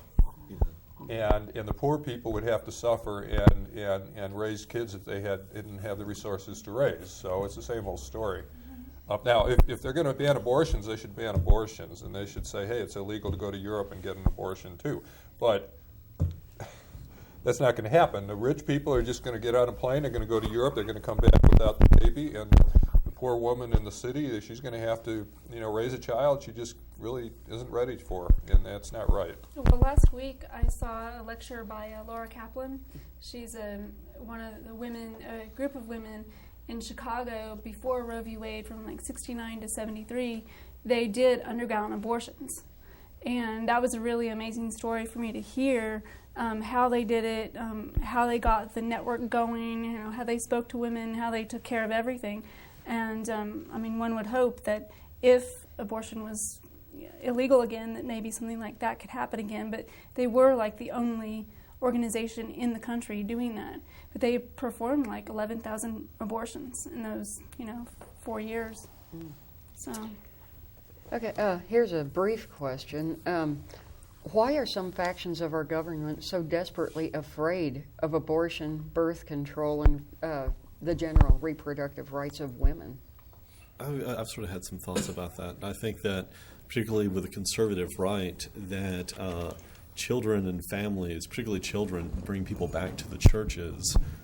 It's a study, and I've actually been in the churches, that it's hard to get people in their 20s to actually go. But once they start having kids, they start coming back to it. And I think it also creates predictable spending patterns, diapers, housing, insurance. Whereas with single people and people who don't have children, their spending habits are a little less predictable. Well, they consider it to be murder. I mean, the right-wingers consider it to be murder. It's really interesting because there's only one place that the Bible talks about anything like that, and it's in the Old Testament, and it talks about if two people are fighting and something happens and they hit a child or a woman or somebody else and that person dies, that they have to forfeit their own life because of it. But if a woman has a miscarriage because of it, they only have to pay a fine. So I don't know, now this is, if you're going to go by this fundamentalist thing, then it's a pretty big stretch to go from the fine to murder. Mm-hmm. Right. In other words, the Bible says in the Old Testament you pay a life for a life, but when you cause a miscarriage, you don't pay a life. So therefore, the implication is that you didn't take a life, and exactly. Hence the fetus was not a person. Yeah, the ongoing thing I think with the Old Testament is, if you really want to read into it, God doesn't seem to really give a rip about the unborn child at all. Oh no! The God of the Old Testament certainly commands enough genocide, so that that doesn't look likely. They only assign value. There was some kind of thing, and it was from one of your tracks, but it was they only assigned value to a child after about 2 years, 2 months, something like that. Well, after a month, then they can get counted on in a census and so forth. So suggesting that up until 1 month, their status as a member of the community was still in doubt in some ways, and part of the reason for that, according to some Bible scholars, is that the infant mortality rate was extremely high, maybe 50%. Okay. Well, we're going to move along to the bad culture segment of our discussion. And so now it's time to talk about neocons, pop culture, advertising, pseudo-Victorian morality, and the underbelly of America. One hallmark of a culture in decline is that people become fascinated by violence but simultaneously repulsed by sex. An absurdist example of this is that, say, the Ultimate Fighting Championship, Part 58, can air on TV any day of the week without comment, but let Janet Jackson bare her breast and there will be hell to pay. We can watch endless Hitler worship on the History Channel and buy trading cards for serial killers, but let two men kiss in public and we're ready to call out the National Guard. C.F. Roberts has brought some intriguing material regarding the neocon movement, but first let's take a look at the ongoing war on the First Amendment. It seems that every day we lose a little more of our freedom of expression. And one of the more interesting things to roll off the Associated Press wire as of late has been the Gonzales versus porn debacle. Our intrepid Attorney General, Alberto Gonzales, Mr. The Geneva Convention doesn't apply to the U.S., is apparently waging a one-man war on pornography, except that it's not just one man. It's one man with a very questionable record who's now been elevated to a frighteningly high position within the United States government. So what we've got here is a situation in which it's all right to send an 18-year-old off to die for their country, but get caught looking at some TNA and they're going to break down your door. In fact, Gonzales has actually gone on record saying that people who distribute objectionable materials are not protected by constitutional guarantees of free speech. So here's the question for the panel. Our own individual morality, or lack thereof, is scarcely any of the government's business, but now they're making it their business. Why? Control. Look at what it's done. It won the election for him. Well, that and John Kerry's lack of any kind of charisma at all. Well, it gives them an enemy to fight against. It gives them something to rally behind, even though we can find out that many of these Republican-run organizations are selling pornography and, on cable, on private channels. Yeah, what was the name of that guy? Gannon? Gannon, Or that was his supposed name, who had weaseled his way into the White House press corps. Big Republican blogger or whatever, who then turned out to have a totally different name and have all kinds of pornographic connections. Well, let's go ahead and move along and touch on the gay issue. As you know, the gay marriage amendment figured greatly in the last major election. Gay marriage was touted as a critical threat to the American family. In what way could gay marriage possibly be considered a threat? How did it become such a hot issue, and why? Divide and conquer. It's the oldest game in politics. It's really not a threat to the family at all. I mean, Yeah. The only threat to the family are the people that are in it and how they conduct their business. That's the bottom line. But like Robert just said, it's a divide and conquer. It's a big issue. It helps them win elections. They or want it helps them both steal ways. elections. They say that the gay people are immoral, and that they don't form relationships, and they don't like the kind of sex they have. But then when they do fall in love with somebody and try to have a relationship, they say, "Oh, that's a sin too." So I mean, So you're kind of damned if you do and damned exactly. if you don't. Well, it's the way it I is. think, I think there's like an economic sort of element to it as well, and I think that the families, it's kind of like envisioning a pie that's sliced in half. In other words, straight couples that get married have tax deductions and various other sorts of benefits. Well, if you let gay people in on it, then you're cutting that pie down a little bit more. And I think that there's a lot of things that are economic issues that are dressed up as moral issues. But nobody talks about that, but inevitably it has to happen. It's I don't know. I get tired of people telling me it's a moral issue when really it's an economic issue. I mean, just shoot it to me straight, and then I'll make a decision based on those facts. Same-sex couples aren't as likely to have children, thus producing more consumers. No, we're Right, giggling. well, The fact is, some lesbian women do have kids, and Right. some homosexual couples Sure. adopt. Well, I think that's what Although they they're trying to do. put the kibosh on that. Well, Of yeah, course. right. Well, let's take a look at what could be called hidden Americans. There are a lot of people who seem to fall through the cracks year after year. Some people voluntarily drop out of society, but the majority of these people find themselves marginalized due to no particular fault of their own. And so there are a lot of forgotten Americans out there, and I'm talking about migrant farm workers, gypsies, Native Americans on the reservation, prisoners, illiterates, the mentally ill, child laborers, victims of slavery, the homeless, people whose lives are often conducted on the fringes of mainstream society. From the appalling poverty found on the reservations to the current prison crisis, there are millions of people being forgotten. Now, the current administration may be touting a no child left behind policy, but the stark reality is that there are thousands upon thousands of people, adults as well as children, being left behind with little to no hope of catching up ever. So here's the question. What can realistically be done to improve the lives of these people? How do we bring health care, education, and humane treatment to everyone and not just a privileged class? That's pretty deep. Well, that would be very, very difficult because, for one thing, these people that are marginalized tend to vote in fewer numbers than other people, and so they don't form a constituency in the same way that other groups do.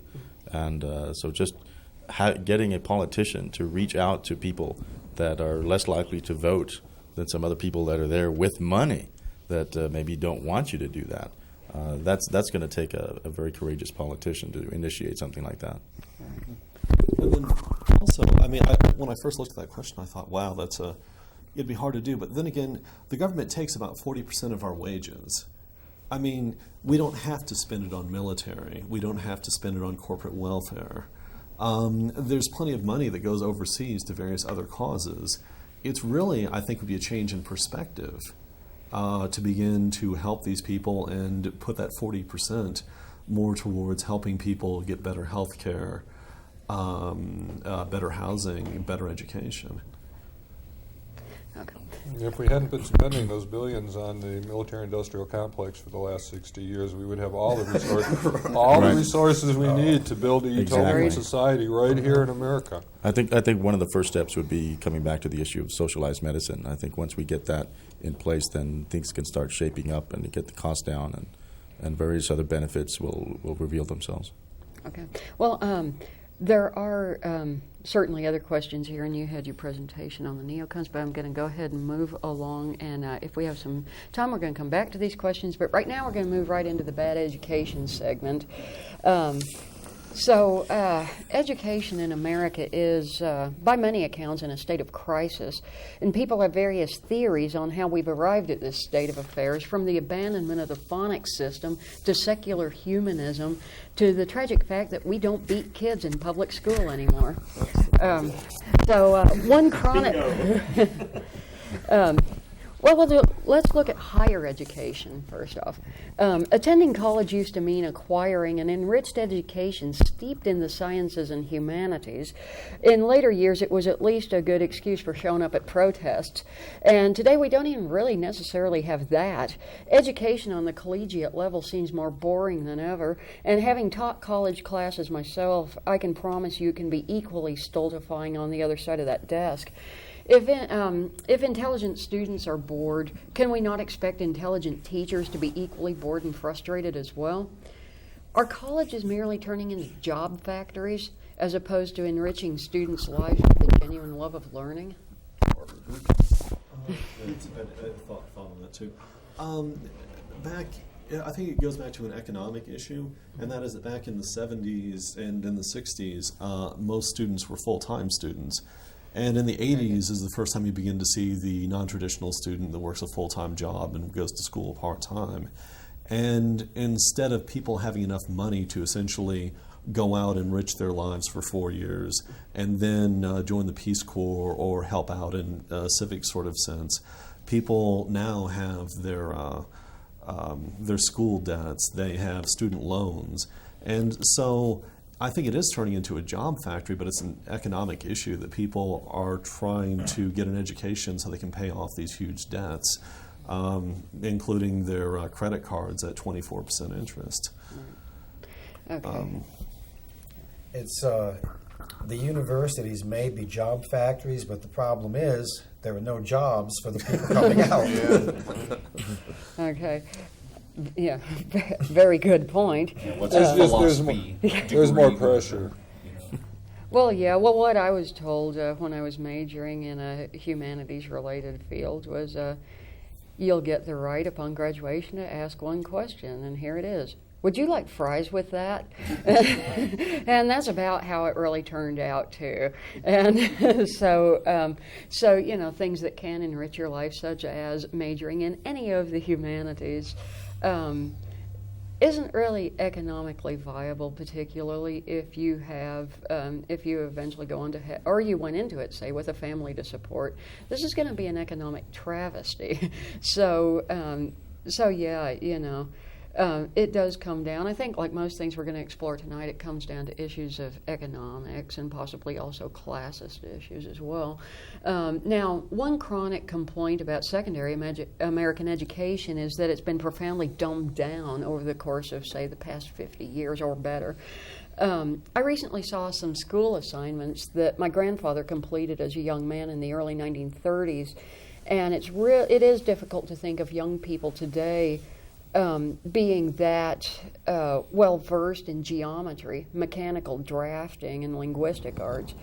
And now my grandfather was the son of immigrants and faced the dual challenge of living in an old world home and getting a new world education.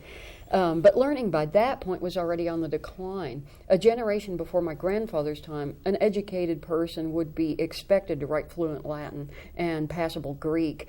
Nowadays, we have a hard time getting the average kid to write a 3-sentence thank you note. Why? What's happening with the American public school system? Why does it seem so dumbed down? Well, we have to remember when we're talking about the level of education that there are a number of students who have fantastic educations coming out of public schools, that they do things, for example, with computers that we couldn't, maybe some of us at the table couldn't do. I know they could outperform many things that I would try to do. But I think in terms of why it might be getting dumbed down, they're just doing a lot more numbers. They have to go through a lot more students, and there's not as much money in funding it as there used to be. So I think that's certainly going to play a factor. If you have a lot of students that you need to have in your classroom, and you have less and less money, and it's just your school is crumbling, and it's the facilities need upkeep and so forth, that's going to play a role in how well the education succeeds. Well, large families are coming back into vogue, and more schools are having to be built. And so you are stretching out resources that were already meager to begin with, I think. And, so I know from teaching myself, from my experience in it, that you have to pitch the ball to the middle over a certain point of time. You will have students that are smarter, possibly smarter than you are. You're going to have students that are really remedial. But what you have to worry about is the middle segment. That's what they tell you, pitch the ball to the middle. And so the people on the high end of the scale and the people on the low end of the scale are going to fall right through the cracks.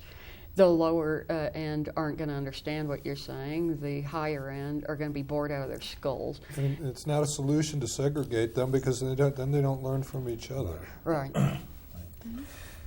I also think that students have a lot of distractions. They're bringing their cell phones everywhere they go. They've got their Game Boys everywhere they go. They don't, you see them at the bus stop in the morning. They've already got the headphones on. I mean, it's like, I think we have too many toys now. We have too many distractions. And what future do they really have when you look at it? Okay, everything's being outsourced, all right? I mean, what do they really have? What is really being offered to them anymore? It's disappearing. So in other words, what is their motivation in the first place why to bother? sit there Why and bother? study colonial American history? Right. Well, I think that the other thing is that in the Vic's idea of distractions, if you wanted to improve the American secondary education system, I say get rid of the sports, get rid of the football, put the emphasis back on the education. Yeah, I know. You're a heretic. I'm going to get shot as I Those guys are really out there, man. But the thing is, it's people. But you're right. But you're right. People can play football like the Star Trek chess club. They're still going to have sports, and it puts the emphasis back on education. And instead of putting all the money and the focus upon these few people that play football, it puts it back on the students and really changes the perspective. Instead of parents focusing on what are the dogs doing, the bulldogs, how are the kids doing? Right. Are they getting educated? Okay. Here's another question to wrap up the education segment. Do you think there's any connection, a real connection, between the overall education of a populace and its collective willingness to embrace political oppression? Yes, and George Bush knows that. He was elected as the education president, and the first thing he did was create an economic situation which caused the schools to decline. And he understands that the more well-educated the public is, the less they're likely to swallow his, whatever you want to call it, but vomit or whatever it is he's parceling out. Smart people don't really, and you can look at the election results. The IQ of your Kerry voter was about 25 points higher than the average IQ of the George Bush voter. So they understand that education is not their friend politically. Have they actually diced that out? Oh, yeah. Wow. Yeah, we Kerry voters are about 25 IQ points higher. than the average George Bush voter. Well, what would that say about the blue state? Smarter place to live on the whole, perhaps? Well, if you're talking a majority, you know, I mean, the blue states had some red people in them too, and the red states, like mine, had blue counties. I mean, I'm very proud that Pima County voted blue, although my state voted red, so it's a little more complicated, but George Bush has nothing to gain by furthering education, and he knows it. And it's easier to govern stupid people on the whole. Himself Or being one. Control. maybe not Maybe stupid. not govern, but control. Because people used to talk about these issues at university, you know, and looking at the non-academicians as stupid. I don't think that the average American is stupid. I think that the average American is probably of at least average intelligence. But the question comes down to what is being done with that intellect. What is being done with the intelligence? It's not a how question of intelligence, it's a question of ignorance. Ignorance is our enemy. Right. Okay. Well, we're for the sake of time, we're going to move on to bad religion, and so let's be careful here. I'm not suggesting that religion in itself is bad, so please don't misconstrue what we're saying here. But certain religious zealots have, by many accounts, placed this country's freedoms in jeopardy. So my question for the panel is this: do you think America really is in danger from religious tyranny, and if so, how? Well, I would say that it is. Okay. I think that that critics of the Republican Party are right to point out that it seems to have been taken over by those at the far religious extreme, and you know, to have an attorney general come in and throw a drape cloth over a marble breast, you know, just is the height of absurdity, and you know, I think that's. That in itself, you know, may not have harmed anyone, but I mean, this what it symbolizes, that there's a certain mindset that they want to implement, and that those who don't share that mindset are not just wrong, but they're immoral, they're evil. That's what comes along with the religious aspect. It's one thing to disagree with someone and say, well, you know, you just don't have the right perspective. Maybe we can talk about it. Maybe I can change your mind. But someone who says that they're speaking for God. Someone who said, now of course not all believers would say that, but there are some that are in power that would say, I'm speaking for God, and this is what's what, and if you disagree with it, well, there's no room for discussion. I mean, you either agree with me and you're right, or you're just wrong, right? And if you're wrong, we're going to have to make you right, and that is the danger. That's the mindset that comes along with religious belief of that sort. And there's nothing new about it. This has been going on for centuries and millennium. The forces of reaction and the religious forces have always been aligned. The interesting thing is that when you listen to them, they keep telling one another these stories, these myths, that the United States was founded upon Christian principles. But yet, anybody, if you've ever read Thomas Paine, The Age of Reason, if you've ever read the writings of Jefferson or Washington and the Treaty of Tripoli, where I mean, they negotiated, here's this treaty. First president of the United States is being negotiated under him, okay, with the Barbary pirates in the Mediterranean. John Adams, the chief negotiator, and it's ratified by Congress and within the first few months of Adams's administration, and it says, I can quote it word for word, the government of the United States of America is not in any sense founded upon the Christian religion, end quote. Somehow they managed to turn all of this around and say that we were founded on Christian principles. It's, you know, I have a whole arsenal at home of quotes from the founders showing just the opposite. But they tell one another these stories over and over, and they repeat it until they believe it. Well, they tell it to school children, more importantly still, Oh, yeah, and they grow up yeah. believing it, and so patriotism becomes entwined with religion. Mm-hmm. And I think in terms of also religious tyranny is that in the name of obscenity, so many people are silenced, and what is replaced with that is the churches or the governments or whoever's own agendas. In other words, you can't speak what you really want. In place of that, you have to think in the way that you've been directed to. Because if you think otherwise, well, they're dirty thoughts, they're obscene. Okay, well, here's a question. How did the religious right evolve from a fringe movement into a major voting bloc? What happened here? I'm holding the microphone, I feel bad. But my thought is that with working people, working families, they've provided daycare, they've provided services going back to the 1980s when both parents have to work. And so you have this organization that provides health care. It provides this inclusive sort of thing that people can do together. And, And so the result of it is that where else are people going to go for this sort of help? I mean, they can't go to the black organization, they can't go to the gay organization. There's not much on the left that's going to provide daycare and this all-inclusive sort of thing. And I think what we're beginning to see is a second generation of the kids who came up in the church daycare are now the people who are working. And there's more of them, and they're doing it with their own kids. The whole fear thing too, from 9/11, and everybody's afraid, and when people get afraid and uncertain about things, they turn to faith. They also have a lot of focus. I mean, you can sit around this table, and I don't think there's anybody sitting at this table who really cares what anybody else sitting at the table does in their private life, so long as we're not hurting anybody. The religious right, though, is focused like a laser. They have their worldview, and they're going to enforce it on everybody, and they're absolutely rabid about it. Okay. And another thing about that.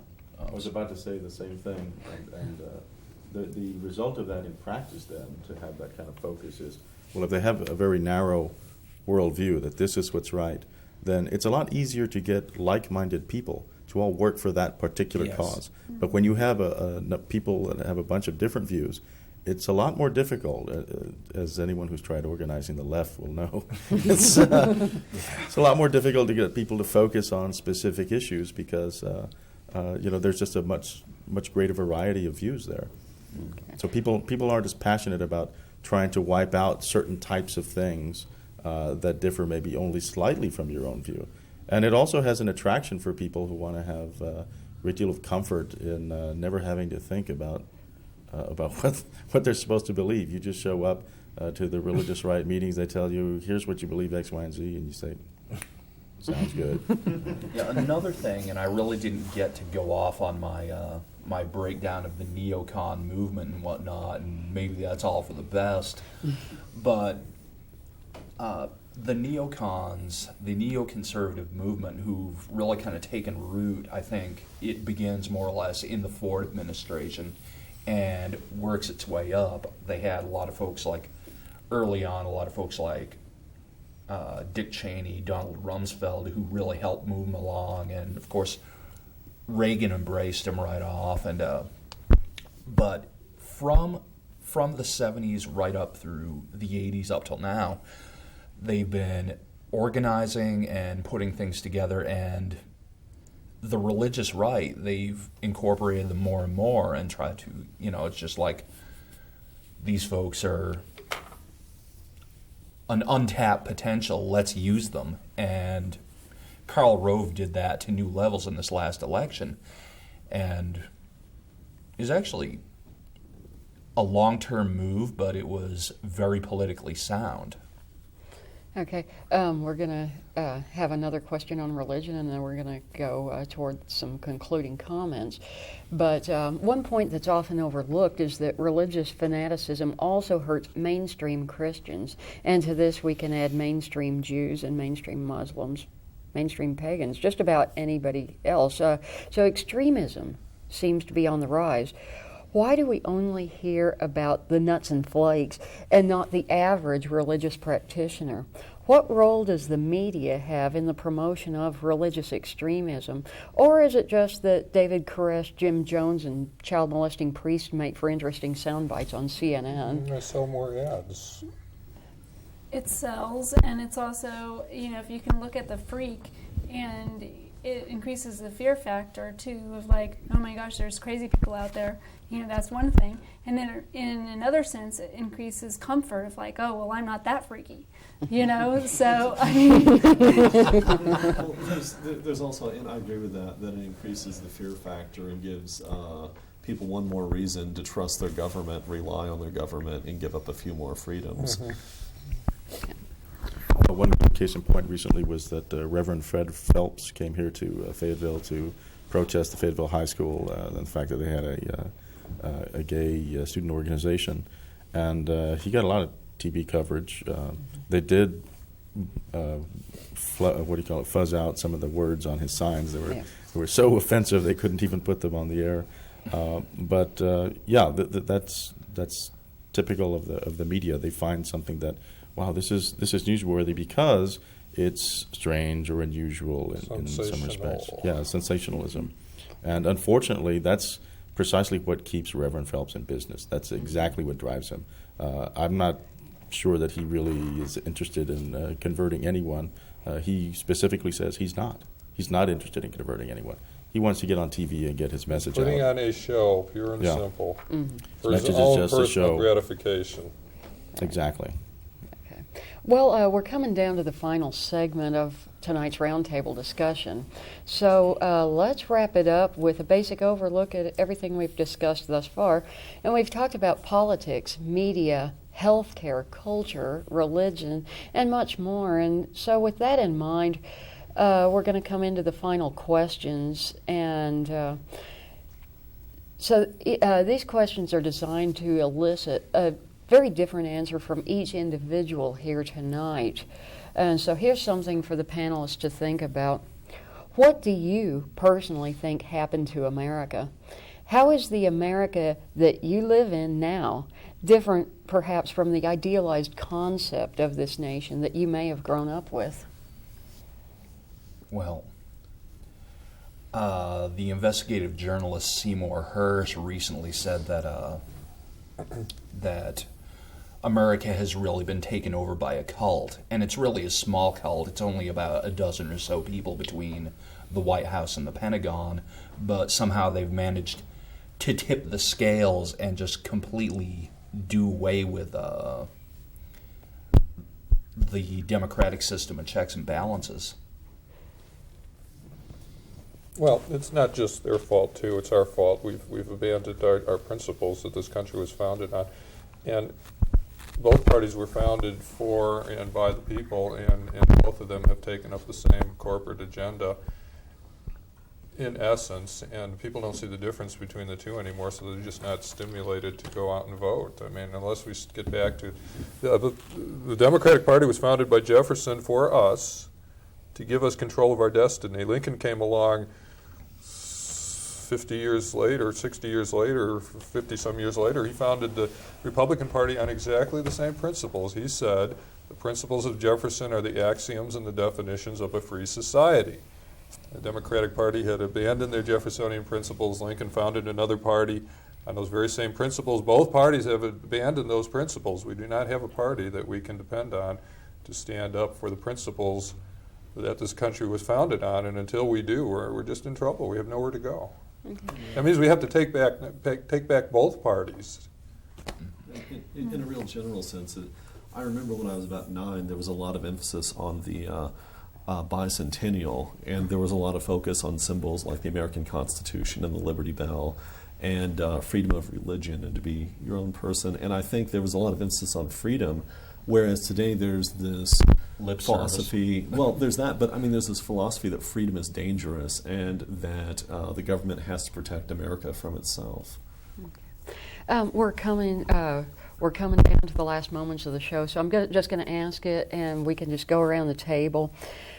We have spent a lot of time talking here about what's wrong with America, but in your own personal opinion, as we close out the show, what's right about America?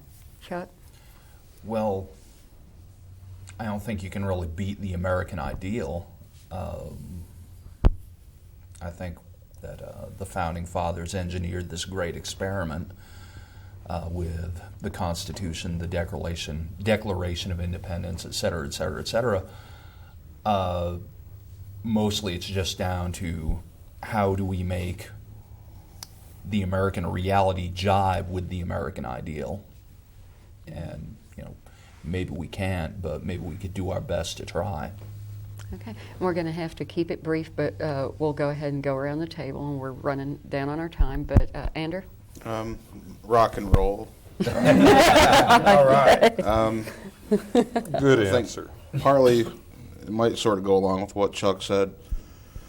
As many problems as we have had and injustices, there have been a lot of opportunities for people to come from wherever, and through determination and hard work, they could make a better life than where they came from.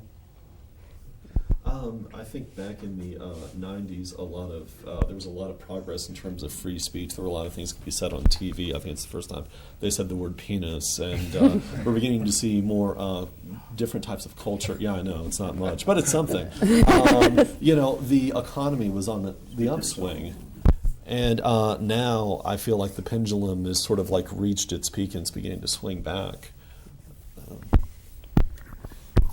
Well, I think one of the things that's right with America is that many of the slogans about freedom and many of the imagery about the American opportunity, we give a lot of lip service to it, and some of that may have lost a lot of its content, but at least it's still there. And what we can do is we can re-energize and we can rebuild those images and those slogans into something real, so that they once again mean something. So we haven't lost sight of the ideal. But unfortunately, it's become a little bit more pale as an image. But we can bring it back. Great. It's still within the power of the American people. Very good.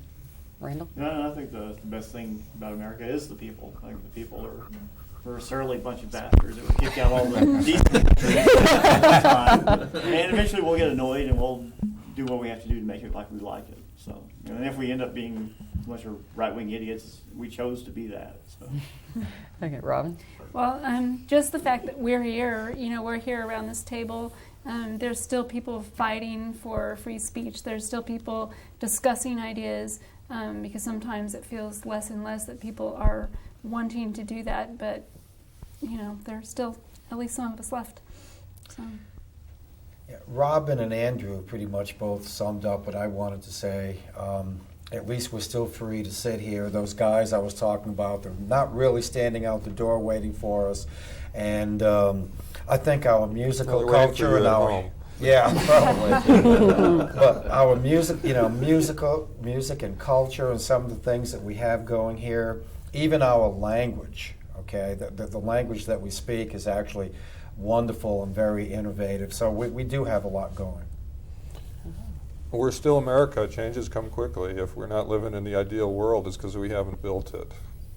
And that responsibility is on our shoulders, and everybody needs to understand that. If you want to live in a democracy, you have to work and build that democracy and cherish it and protect it. And we can still do that. We still have that power. We are the people. Okay.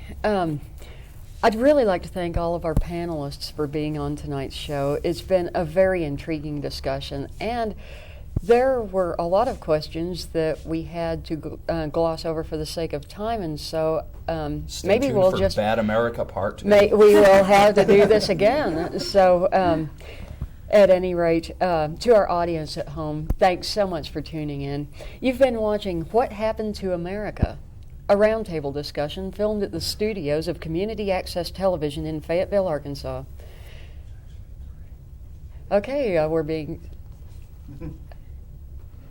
3 more Okay, minutes. well, we've been informed that we've been informed as I was giving the Sit and go outro. like this. No, They usually we do. have more questions. No, we get to do Can I get that up at and do the a end of table the dance? show. Wish you would.